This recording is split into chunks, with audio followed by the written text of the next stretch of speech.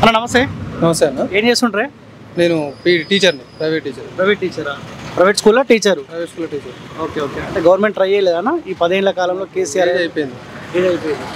Age అయిపోయేటట్టు ఎవరు చేసారన్నా మరి? ఏది తెలంగాణ గవర్నమెంట్ అంతేనా?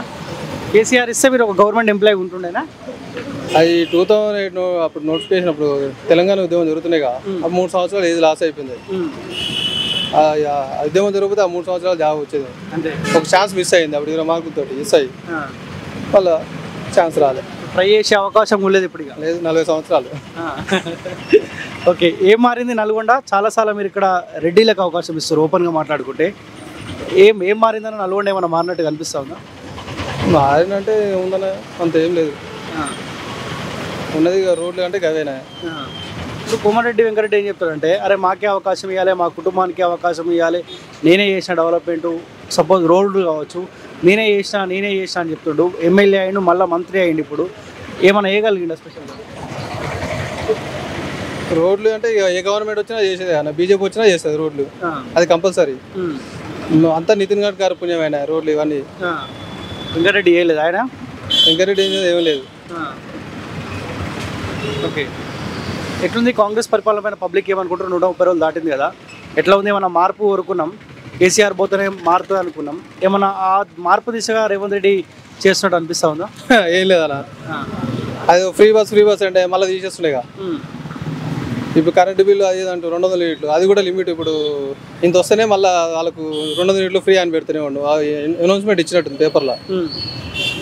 మరి దానిలో ఫ్రీ ఇచ్చింది ఏముంది? జీరో బిల్ అయితే వస్తుందా? ఫ్రీ బిల్ అయితే వస్తుందా? మాకేం రాదు. ఓకే. అంటే 200 అబోవ్ వస్తుందా మీకు? మాకు 200 అబోవ్ వస్తుంది. ఇప్పుడు ఎంపీ ఎలక్షన్స్ రాబోతా ఉన్నాయి కదా, 3 అభ్యర్థులు ఉన్నారు ఇక్కడ నుంచి. ఎవరు గెలిస్తే బాగుంటారు మీరు అనుకుంటారు? బీజేపీ గెలిస్తే బాగుంటుంది. ఒకసారి నల్గొండ ఒకసారి గెలిస్తే మన గెలవలే కదా మరి. ఆయన కూడా ఒకసారి చూడాలి, అందరికి అవకాశం ఇస్తే ఆయన కూడా అవకాశం ఇస్తే బాగుంటుంది. చేసిండో తర్వాత అవకాశం ఇస్తే చేస్తే తెలుస్తుంది కదా. అలా 2 సార్లు అవకాశం ఇచ్చారు కదా సెంట్రల్లో. సెంట్రల్ అన్న, సెంట్రల్ ఖచ్చితంగా బీజేపీ రావాల్సిందే. సెంట్రల్లో బీజేపీ రాకపోతే కథమే ఇక ఇండియా పని. రీజన్ ఏంది ఎందుకు బీజేపీ ఉండాలి అక్కడ? కాంగ్రెస్ ఏముందన్న, మొత్తం ఎప్పుడు దోసుకోవడం అదే ఉంటుంది. అసలు 60 సంవత్సరాల ముందు మోడీ పుట్టుంటే ఈ పాటికి దేశం ఇట్లా ఉండకపోతుండే. మోడీ ఉంటాయి ఈ సియాచిన్ ఇవన్నీ, కాశ్మీర్ ఆక్యుపైడ్, చైనాతోటి యుద్ధం ఇవన్నీ జరగకపోతున్నాయి అప్పుడు మోడీ ఉంటే. బీజేపీ వాళ్ళే ఆగం చేసి 10 ఏళ్ళలో అని కాంగ్రెస్ వాళ్ళు అంటే ఏం లేదు. కాంగ్రెస్ వాళ్ళు ఆయన ఇప్పుడు రాహుల్ గాంధీ అంటే బీజేపీ వస్తే మళ్ళీ రాజ్యాంగ సవరణ చేస్తారు అని అంటే, అసలు రాజ్యాంగ సవరణలు 70-80 దాకా చేసింది కాంగ్రెస్ పార్టీ. నేనే మళ్ళీ మోడీ చేసేది ఉంది. ప్రతిసారి వాళ్ళకి అనుకూలంగా రాజ్యాంగ సవరణ చేసుకుంటే పోతురు. కాంగ్రెస్ ప్రభుత్వం రాజ్యాంగ సవరణ, మళ్ళీ రాహుల్ నుండి మళ్ళీ బీజేపీ వస్తే రాజ్యాంగ సవరణ చేస్తారు అని మళ్ళీ కాంగ్రెసే, రాహుల్ గాంధీ చెబుతుంది. ఇప్పుడు రాష్ట్రంలో కాంగ్రెస్ పార్టీ అధికారంలో ఉంది కదా, సెంట్రల్లో కూడా కాంగ్రెస్ పార్టీ అధికారంలోకి వస్తే ఎక్కువ నిధులు తెస్తాం, తెలంగాణ డెవలప్ చేస్తామంటావు. అది కష్టం అన్న. సెంట్రల్ నుంచి ఎట్లా నిధులు ఏడు తెస్తారు వీళ్ళు? వాళ్ళు వస్తే చేస్తారు కదన్నా. చేయరు, మళ్ళీ వీళ్ళే తినాలి సగం. ఏం చేసిన మోదీ అంటే ఏం చెప్తారన్నా? ఈడబ్ల్యూఎస్ ఒకటి తీసుకొచ్చిందండి, ఎకనామికలీ వీకర్ సెక్షన్. మేడంగా బీజేపీ గవర్నమెంట్ చేసే ట్రాన్స్పోర్టేషన్, రోడ్డు ఇవన్నీ బాగా చూస్తుంటుంది. ఇండియా అభివృద్ధి చేయాలంటే మెయిన్గా ట్రాన్స్పోర్టేషన్, లాజిస్టిక్స్ బాగుండాలి. దానివల్లనే ఇండియా అభివృద్ధి చెందుతుంది. అప్పుడే వ్యాపారం ఇవన్నీ పెట్టుబడులు పెరుగుతాయి. మీరు ఎప్పుడు చూడండి, బీజేపీ గవర్నమెంట్ ఎప్పుడు రోడ్స్ ఖచ్చితంగా డెవలప్ చేస్తుంది, హైవేస్. ఎందుకంటే పెట్టుబడులు రావాలి అక్కడ. ఇప్పుడు స్థానికంగా ఇప్పుడు రోడ్లు పెంచడం అనుకోండి, ఇక్కడ రోడ్డు బాగుంటుంది. ట్రాన్స్పోర్ట్ ఏ కంపెనీ వచ్చినా నీకు ట్రాన్స్పోర్ట్, లాజిస్టిక్స్ అవి కంపల్సరీ ఉండాలి. కాబట్టి రోడ్లు బాగా ఎక్కువ రోడ్లు వేస్తుంది. దానివల్ల కంపెనీలు వస్తాయి, ఉద్యోగాలు వస్తాయి. ఆ ప్రాంతం కూడా డెవలప్ అవుతుంది ఎకనామికల్గా. రియల్ ఎస్టేట్ కూడా డెవలప్ అవుతుంది. అట్లా డెవలప్ చేస్తుంది. నమస్తేనా? నమస్తే అన్న. ఈ నల్గొండ నియోజకవర్గం ఓన్ ఇక్కడేనా? అవునన్నా. అవునా? తిరుగుతురా? అన్ని పార్టీ వాళ్ళు తిరుగుతురా? ప్రచారానికి వస్తావురా? పబ్లిక్ ఏమైనా కన్ఫ్యూజ్ అవుతా ఉన్నారా అన్న? కన్ఫ్యూజ్ ఏం లేదన్న. ఇప్పుడు అంతా జనాలు కూడా సిస్టమేటిక్గానే ఏ పార్టీకి వేస్తేనే మన ఇప్పుడు హిందూ ధర్మం అనేది, సనాతన ధర్మం అనేది ఉండాలంటే ఖచ్చితంగా బీజేపీకి వేయాలని ఆలోచిస్తున్నారు. ఓకే. ఎట్లుందన్న రేవంత్ రెడ్డి పరిపాలన ఎట్లా ఉంది? మార్పు అని మనం అందరం అనుకున్నాం. ఆప్షన్లో కాంగ్రెస్ పార్టీ అధికారంలోకి వచ్చింది. మార్పు దిశగా రేవంత్ రెడ్డి పనిచేస్తున్నట్టు అనిపిస్తూ ఉందా? మార్పు దిశగా అంటే ఇప్పుడు గవర్నమెంట్ వచ్చి 4 నెలలే అవుతుంది కదండి. 4 నెలలు అంటే ఇప్పుడు మినిమం ఇప్పుడు ఈ బీఆర్ఎస్ పార్టీ చేసిన విధ్వంసాన్ని చూడాలంటే ఒక మినిమం 1 year అన్నా కావాల్సి వస్తుంది. 1 year తర్వాత ఇప్పుడున్న ప్రజెంట్ గవర్నమెంట్ ఎలా చేస్తుంది ఏందనేది మనకు అప్పటి వరకు అవగాహన వస్తుంది. కానీ ఇప్పుడు ఈ ప్రజలు కూడా బీజేపీ వైపే ఎక్కువగా, ఇప్పుడు పబ్లిక్ కూడా కేసీఆర్ పోవాలి అని ఊహించని, రేవంత్ రెడ్డి ఏదో వేయాలని ఏం ఊహించలేదు. కాకపోతే నేను ప్రతి దానికి 100 రోజులలో నేను మార్పు చూపిస్తా, 100 రోజుల్లో 6 గ్యారెంటీ అమలు చేసి ఇవన్నీ చెప్పింది కదా. ఇక్కడ ఏమన్నా ప్రజలు ఇబ్బంది పడుతున్నట్టు అనిపిస్తూ ఉందా? ఇబ్బంది అంటూ ఏం లేదండి. ఇప్పుడు బీఆర్ఎస్ గవర్నమెంట్ కూడా కరువు వచ్చింది కాంగ్రెస్ వల్లనే అంటున్నారు కదా. కాంగ్రెస్ వల్ల వచ్చింది. ఇప్పుడు కాంగ్రెస్ గవర్నమెంట్ ఉన్నప్పుడు వర్షాలు అయితే ఏం లేవు. యాక్చువల్లీ ఈ డిసెంబర్లో కూడా వర్షాలు ఎప్పుడు రావు. వర్షాకాలంలో వచ్చేదే మా యొక్క ఇప్పుడున్న ప్రజెంట్ సిచ్యువేషన్. కాబట్టి బీఆర్ఎస్ చెప్పేదంతా మనం ఆలోచించదగ్గది. ఎందుకంటే కరువు ఉన్న టైంలోనే కదా మనకు ఈ కాంగ్రెస్ గవర్నమెంట్ వచ్చింది. ఈ కరువు కాలంలో కాంగ్రెస్ మాత్రం ఏం చేస్తారు? ఇప్పుడు మీరు ఇక్కడ నుంచి కోమారెడ్డి వెంకరెడ్డి గెలిపించారు, ఆయన మంత్రి అయ్యిండు. ఆయన మంత్రి అయిన తర్వాత ఈ 100 రోజుల కాలంలో ఏమన్నా కొత్తగా ఏమన్నా నల్గొండకి ఏమన్నా చేసినట్టు కనిపిస్తూ ఉందా? ఇప్పటి వరకు అయితే ప్రజెంట్ అయితే ఏం లేదు. ఇప్పుడు ఈ రోడ్లు కొన్ని అవి ఇవి చేస్తా అని అంటున్నారు.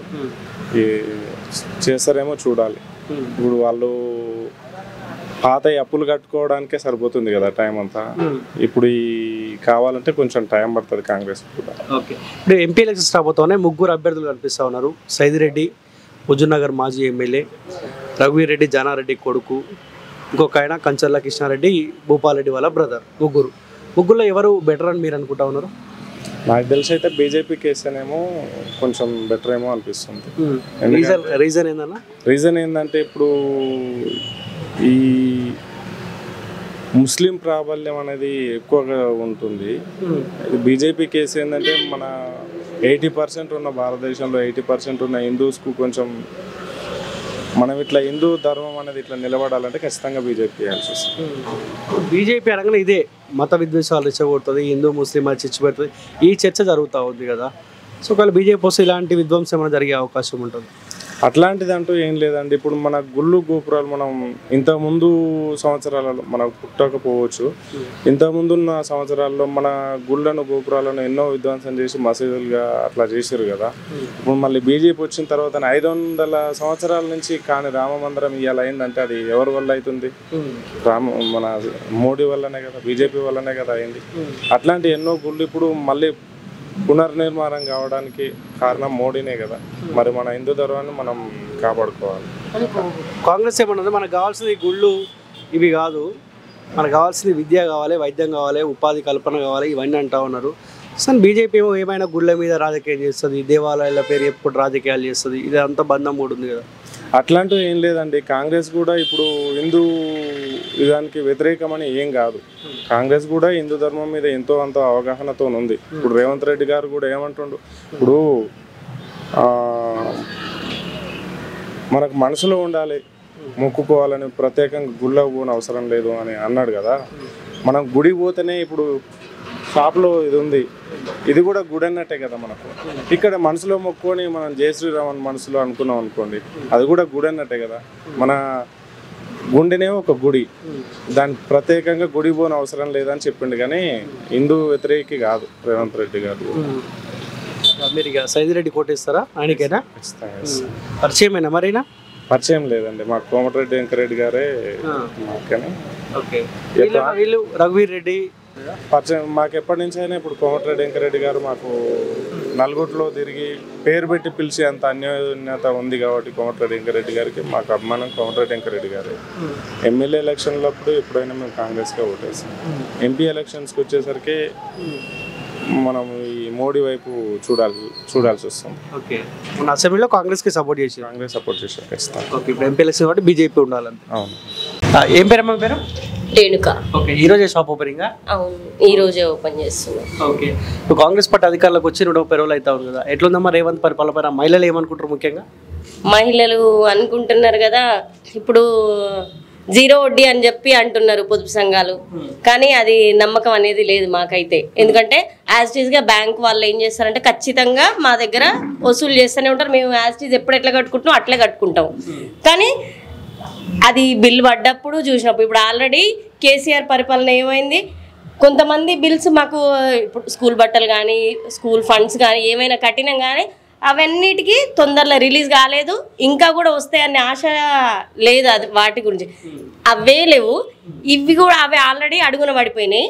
వాటి తర్వాత వాళ్ళు ఇంకా అవి సర్దుబాటు చేసేకే సరిపోతుంది, ఇంకా ఇచ్చే ఆశ అనేది అది కూడా లేదు. ఇప్పుడు ఏంటంటే మీకు 0 వడ్డీ ఇస్తామని మభ్యపెడుతురు కానీ అది వచ్చే నమ్మకం అయితే లేదు, వచ్చిందాకా కూడా క్లారిటీ అయితే లేదు. ఇంకా అదొకటి మార్పు రావాలని మనం అందరం కోరుకున్నాం. కాంగ్రెస్ పార్టీ వచ్చింది, ఏమన్నా మారిందా పరిపాలన? ఏం మారలే, ఎట్లా ఉందో అట్లనే ఉన్నాము. కానీ ఎట్లా ఉందో అట్లే ఉన్నామని మా ఇంటెన్షన్ తోటి మేము అన్నా కూడా కొంతమంది ఏమంటున్నారంటే వాళ్ళకి నచ్చినట్లుగా అంటే వెంటనే ఎట్లయితుంది వెళ్ళగానే ఎట్లా అడ్జస్ట్ చేస్తారు అనేటోళ్ళు అంటున్నారు. ఎవరికి నచ్చిన విధంగా వాళ్ళు మాట్లాడుతున్నారు. కానీ చూడాలి ఇంకేం జరుగుద్దో, నమ్మకం అయితే లేదు. మీకు ఉచిత బస్సు ఇచ్చింది కదా, ఉచిత బస్సు కావాల్సిందేనా? కావాలా? అది ఉచిత బస్సు ఇంట్రెస్ట్ అయితే లేదు దాని మీద. దానివల్ల బడ్జెట్ నష్టపోతున్నామనే ఆలోచిస్తున్నాం. ఎందుకంటే ఇప్పుడు కొంతమందికి ఫేవర్ అవుతుంది, ఆడవాళ్ళకే అవుతుండొచ్చు కాదనట్లేను. కానీ దానివల్ల బడ్జెట్ తగ్గిపోవడం వల్ల ఏమవుతుందంటే అక్కడ బడ్జెట్ తగ్గుతుంది, మాకు తగ్గుద్ది బడ్జెట్.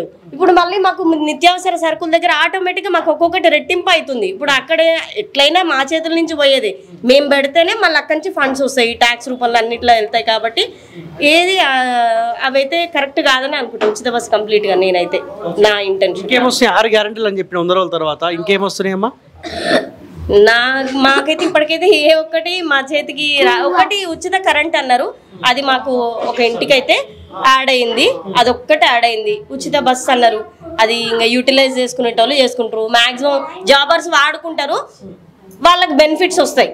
ఇప్పుడు ఒక గవర్నమెంట్ ఉమెన్స్ ఉన్నారనుకో, వాళ్ళు వాడుకుంటారు, వాళ్ళకి శాలరీస్ వస్తాయి, వాళ్ళకంటూ ఒక ప్రొఫెషన్ ఉంది. మాలాంటి సామాన్యులు అయితే ఖచ్చితంగా మేము వెళ్తామని ఏం లేదు, ఏడున్నామో అక్కడే ఉంటాం, మేము ఊరికే ట్రావెల్స్ అయితే చెయ్యం కదా. సో ఇంకా అది అంత బెనిఫిట్ అనేది అయితే. ఇప్పుడు ఎంపీ ఎలక్షన్స్ వస్తున్నాయి కదా, 3 అభ్యర్థులు ఉన్నారు తెలుసా? ఇక్కడ 3 ఉన్నారు, సైదిరెడ్డి, రఘువీర్ రెడ్డి, ఇంకో కంచర్ల కిషారెడ్డి. సరే, ఎవరికి ఇద్దాం అనుకుంటున్నారు మరి? మేము ఫస్ట్ నుంచి కూడా మోడీ గారికి వేయాలనుకుంటున్నాం, ఇప్పుడు కూడా అట్లే అనుకుంటున్నాం. మాకు ఆల్రెడీ బెనిఫిట్స్ అనేవి మాకు అందుతూ ఉన్నాయి. నేను ఆల్రెడీ పిఎం స్వానిధి దాంట్లో లోన్ తీసుకున్నా, దానివల్లే మిషన్ ఇంకాస్త డెవలప్ అయింది. ఇప్పుడు ఆల్రెడీ నేను ఇంట్లో కుట్టేదాన్ని, అసలు ఈరోజు షాప్ పెడుతున్నా అంటే కూడా మళ్ళీ వారి సహకారమే. కాబట్టి దీని తర్వాత ఇప్పుడు ఇంకోటి కొత్తది కూడా వస్తుంది, ఏది మోడీ గారిదే లోను, దానికోసం ట్రై చేద్దామని చూస్తున్నాం. సో సెంట్రల్ నుంచి వచ్చిందా లోన్ మీకు? అవును, మాకు సెంట్రల్ నుంచి వచ్చింది. ఇక్కడ అభ్యర్థులు కూడా పరిచయం ఉండాలి కదా మరి? పరిచయం ఉన్నారు, సైదిరెడ్డి అన్నారు. అంటే మాకు ఫస్ట్ మా ఏరియా కౌన్సిలర్ నాగిరెడ్డి బాబాయ్ గారు ఉన్నారు, వాళ్ళ ద్వారా మాకు కొంచెం కొంచెం బయట క్యాడర్ అనేది తెలుస్తుంది. కంప్లీట్ గా కాదు కానీ ఇంకా డిసైడ్ అయ్యారు బీజేపీకేనా? లేదు, పక్క డిసైడ్ అయినాం మేము మోడీ గారికే కావాలని. ఇప్పుడే కాదు, ఇంతకు ముందు కూడా ఎంపీ ఎలక్షన్స్ వచ్చినప్పుడు కూడా మాకు పైన మోడీ గారు కావాలి. వారి ద్వారా ఏంటంటే ఓన్లీ మన ఇంటి వరకే కాదు, వారి వల్ల సమాజం బాగుపడుతుంది, దానివల్ల ఒక్కొక్కరికి హెల్ప్ అనేది జరుగుద్ది, కంపల్సరీ డెవలప్మెంట్ అనేది ఉంటుంది అనే క్లారిటీ ఉంది అందువల్ల. ఎందుకంటే ఇది ఒక్కటే కాదు కదా, బయట అక్కడ వేరే దేశంలో కూడా అక్కడ సైనికులకైనా ఎవరికైనా కూడా వారి ద్వారా అనేది జరుగుతుంది. ఇప్పుడు కోవిడ్ టైంలో కూడా అసలు వ్యాక్సినేషన్ అనేది ఇవ్వడం, ఎన్నో ఇబ్బందులు ఉన్నాయి. అలాంటి టైంలో ప్రతి ఒక్కరికి కోవిడ్ వ్యాక్సిన్ ఇచ్చారు, అందుకు మాత్రం వారికి చాలా ధన్యవాదాలు చెప్తున్నాం. ఎందుకంటే పేదవాళ్ళు డబ్బులు పెట్టి వ్యాక్సిన్ వేసుకునే స్తోమత లేకపోయేది, కానీ వారు ఆ విషయంలో అయితే మాకు చాలా హెల్ప్ అనిపించింది, నాకు పిల్లల కాంచి పెద్దల వరకు. సో అందువల్ల వారికి చాలా కృతజ్ఞత. ఏది కోవిడ్ వ్యాక్సిన్ గురించి అయితే ఇంకా మరి కంపల్సరీ మాకు ఆడవాళ్ళకైతే సేవ్ చేస్తున్నారు. ఇప్పుడు లోన్లు అయితే శాంక్షన్ అవుతున్నాయి, కావాలని అనుకుంటున్నాం. ఆల్రెడీ మిషన్లు, ఫ్రీ మిషన్లు అని పెట్టారు, అది కంపల్సరీ అమలు జరగాలి. ఆడవాళ్ళందరికీ బెనిఫిట్ కావాలి. వాళ్ళు స్వతహాగా వాళ్ళ చేతుల మీద ఇంకొకరికి పైన ఆధారపడకుండా సొంతంగా వాళ్ళు ఎదగాలి. వాళ్ళు ఎదిగి కుటుంబాన్ని ఎదిగితే దానివల్ల సమాజం కూడా బాగుపడుతుంది, బాగుంటుంది. Okay, thank you. నమస్కారం అండి. ఎటు వేస్తారు పొద్దు పొద్దుగల? ఇక పూజా కార్యక్రమాలు రెగ్యులర్గా ఉంటే ఏదైనా ఒక పూజ ఉంటుందా? సీజన్లో ఉంటాయి. అవునా? ఓకే. ఏం మారింది? నల్గొండ ఎమ్మెల్యే గెలిపించారు, మంత్రి అయ్యిండు. ఈ 100 రోజుల కాలంలో స్పెషల్గా నల్గొండకి ఏమైనా తీసుకొచ్చిండా? 100 రోజులలో అయితే ఇంటింటికి కరెంటు అయితే శాంక్షన్ అయింది, గృహజ్యోతి. ఇక తర్వాత విషయాలు మనకు తెలియవు. అది 6 గ్యారెంటీలు అని చెప్పిండు అన్నాడు. చెప్పిండు అసెంబ్లీ ఎలక్షన్లో కోమటిరెడ్డి వెంకరెడ్డి 100 రోజులలో 6 గ్యారెంటీలు అమలు అవుతాయి అన్న మాట చెప్పిండా? అన్నారు, పబ్లిసిటీ అందరికీ తెలుసు. కానీ మరి ఒకటైతే మాకు శాంక్షన్ అయింది, ఇక మిగతా ఏం శాంక్షన్ అయింది మనకు తెలియదు. మరి అడగాలి కదా, ఆనాడు చెప్పిన పోయా మరి 6 గ్యారెంటీలు ఎటు పోయాయని అడగాలి కదా మీరు. పబ్లిక్ అడుగుతున్నారు అక్కడక్కడ, అడిగే చోట అడుగుతూనే ఉన్నారు, వాళ్ళు ఆన్సర్ ఇస్తూనే ఉన్నారు. ఇప్పుడే కొత్తగా వచ్చింది గవర్నమెంట్ అని నడుస్తున్నది, మరి అడిగి చూడాలి. టైం ఇవ్వాలి కాంగ్రెస్కు, వాళ్ళు చెప్పిన 100 రోజులలో అమలు చేయాల్సిన బాధ్యత వాళ్ళ పైన. ఇప్పుడు రాత్రినే టీవీలో చూసిన ఒక నాయకుడు ఏమంటుంటే డెలివరీ కావాలనుక 9 months పడుతుంది కదా, కనీసం 9 నెలలు టైం కావాలన్నట్టుగా అంటున్నారు. కాబట్టి చూడాలి. మరి ఇంకో మాట ఏమంటుంది తెలుసా, 14 పార్లమెంట్ పరిధిలో వీళ్ళని గెలిపిస్తేనే 6 గంటలు అమలు చేసే అవకాశం ఉంటుంది అంటున్నాను. అది నాకు తెలియని విషయం, నేను ఈ మధ్య టీవీలు చూస్తలేను సరిగా అదన్నట్టు. ఓకే, ఇప్పుడు ఎంపీ ఎలక్షన్స్ రాబోతా ఉన్నాయి. 3 అభ్యర్థులు ఉన్నారు, సైదిరెడ్డి, రఘువీర్ రెడ్డి, పంచల్ల కృష్ణారెడ్డి. ఎవరు గెలిస్తే బాగుంటారు మీరు అనుకుంటున్నారు?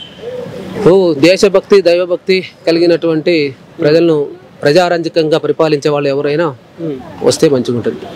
ఎవరని మీరు అనుకుంటారు? కన్నా నా సర్వేలో కూడా పబ్లిక్ టాక్ అయితే సెంట్రల్లో మాత్రం మోడీ మీదనే ఉన్నది. అది అంటే మీరు పూజలు చేస్తారు కాబట్టి ఇక మోదీ ఉండాలనుకుంటున్నారు? అట్లనే ఏం లేదు. దేశభక్తి దైవభక్తి అన్ని పార్టీలకు ఉంటుంది దేశభక్తి దైవభక్తి, కానీ ఎక్కువ ప్రిఫరెన్స్ అయితే ఇది కనబడుతున్నది. ఇప్పుడు బీజేపీ అంటే గుళ్ళ పేరు చెప్పి దేవుళ్ళ పేరు చెప్పి రాజకీయం చేస్తా అంటారు, మీరేం చెప్తారు ఒక పంతులుగా? బీజేపీ అనేది ఏమి కాదు కానీ అట్లా ముద్రపడ్డది అంతే. కానీ చూసే అనుభవంలో ఎట్లా ఉందంటే ఎక్కువ ప్రిఫరెన్స్ ఇస్తున్నది వాళ్ళే ఉన్నట్టుగా ఉన్నది దేశభక్తికి. అది ఓకే. ఇప్పుడు ఈ నల్గొండలో ఎప్పుడుగా రెడ్లకే అవకాశం ఇస్తారు, వేరే వాళ్ళకి అవకాశం ఉండదా సార్? మరి రిజర్వేషన్ ఎట్లా ఉందో తెలియదు. మరి ఆర్థికంగా కూడా ముందుకు వచ్చే వాళ్ళు ఉండాలి కదా. అది అంతే, అదే ఆర్థిక పరిస్థితిని బట్టి ముందుకు వచ్చే వాళ్ళు రావాలి, కోట్లు ఖర్చు పెట్టే వాళ్ళు కొత్త వాళ్ళు వచ్చేవారన్నా రాజకీయం చేసే అవకాశం ఉంటుందా ఇక్కడ?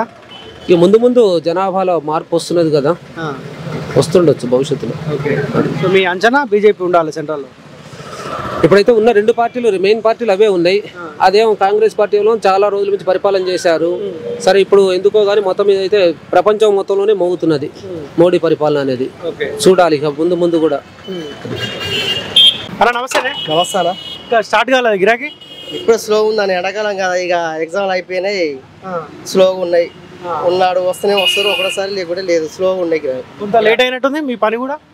ఇక లేట్ అంటే ఇక ఒక టైం ఇక ఎండాకాలం ఏం తెల్లాడతారు చూస్తారు 5:30 అవుతుంది, ఈ రోజు మీకు వస్తారు 6:30 అవుతుంది. ఇక అంతే. ఇక ఎట్లుంది రేవంత్ రెడ్డి పరిపాలన? 100 రోజులు దాటిపోయింది అధికారంలోకి వచ్చి. అయిపోయింది, ఏమి అమ్మలోకి పెట్టినాయి, కొన్ని పెట్టిన మిగతా అట్నే ఉన్నాయి, ఎట్లా ఉన్నాయి అట్నే ఉన్నాయి. ఇక అది ఎట్లా చేస్తారో ఏమో అసలు అర్థం అవుతలేదు. టైం కావాలంటుండగా. టైం అంటే ఏమో మరి అది చేస్తారా చేయరా తెలియదు ఇప్పటి వరకు అయితే. ఇప్పుడు ఏమంటే టైంతో పాటు 14 సీట్లలో గెలిపేయాలంట ఎంపీ ఎలక్షన్లో. 14 గెలిపిస్తే 6 గ్యారెంటీలు పూర్తి స్థాయిలో అమలు అయితే అంటా ఉంది. గెలిపిస్తే చేస్తాడు, గెలిపి కూడా అది చేయడు కదా, అప్పటిదాకా చేయడు. గెలిపిస్తేనే హామీ ఇస్తాడు, గెలిపి కూడా హామీ ఇయ్యాడు. ఇప్పుడు గెలిపియాలన్నట్టు ఇక మనం గెలిపిస్తే చేస్తాడు, చేయడు తర్వాత మనం చూడలేము. ఇప్పుడు ఎంపీ ఎలక్షన్స్ వస్తున్నాయి కానీ మీ దగ్గర చాలా మంది టిఫిన్ చేయడానికి వస్తారు.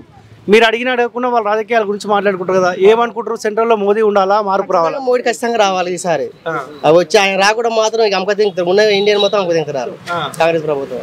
ఖచ్చితంగా మోడీ రావాలి. మోడీ చేసిన పరిపాలన ఇప్పుడు అందరూ చూస్తున్నాం, రిటైర్డ్ చేసేది మొత్తం పైన. ఖచ్చితంగా మోడీ అయితే ఖచ్చితంగా రావాలి. ఏం చేసిండు మోదీ తెలంగాణకి? ప్రతి ఒక్కటి చేసిండు, ఇక ఆయన చేయండి అయితే ఏం లేదు, ప్రతి ఒక్కటి చేసిండు.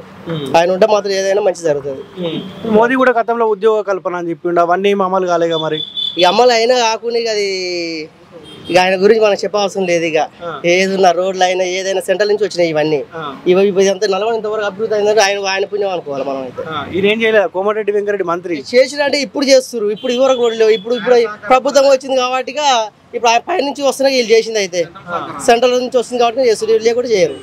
ఇక అంతే. ఇప్పుడు ఈ 3 అభ్యర్థులు తెలుసా నీకు? పరిచయమేనా? 3 అభ్యర్థులు ఎంపీ అభ్యర్థులు. ఇక వాళ్ళైతే ఇప్పుడు అయితే ఎప్పుడు ఎండాలని చూడలేదు, ఇదే ఫస్ట్ టైం. ఇప్పుడు మన కొత్తగా వచ్చి రఘువీర్ అనేది అదంతా ఇప్పుడే చూస్తున్నాం. బీజేపీ అయినా తెలుసా మరి సైదిరెడ్డి? తెలుసు, ఆయనకు ఎప్పటి నుంచే తెలుసు మనకు.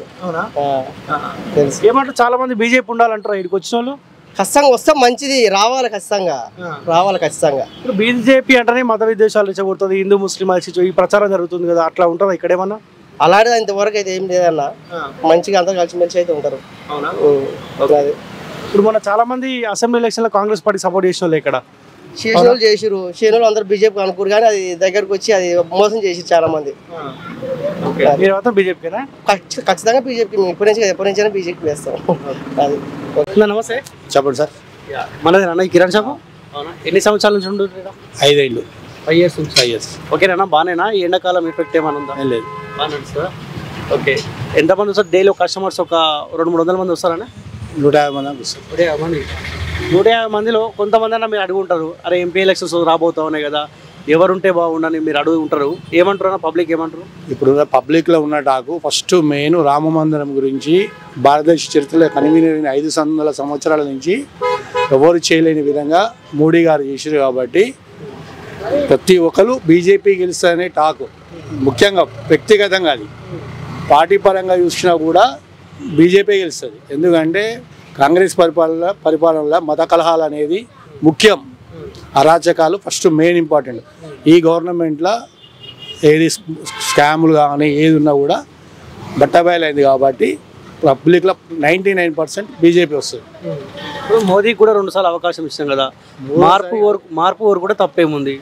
మార్పు ఎవరు కోరుకోరు, పబ్లిక్లో మనం మారాలి, వాళ్ళు మారడం కాదు, మనం మారాలి. కాబట్టి మనం మారడానికి బీజేపీకి ఓటేయాలి ఎవరైనా సరే.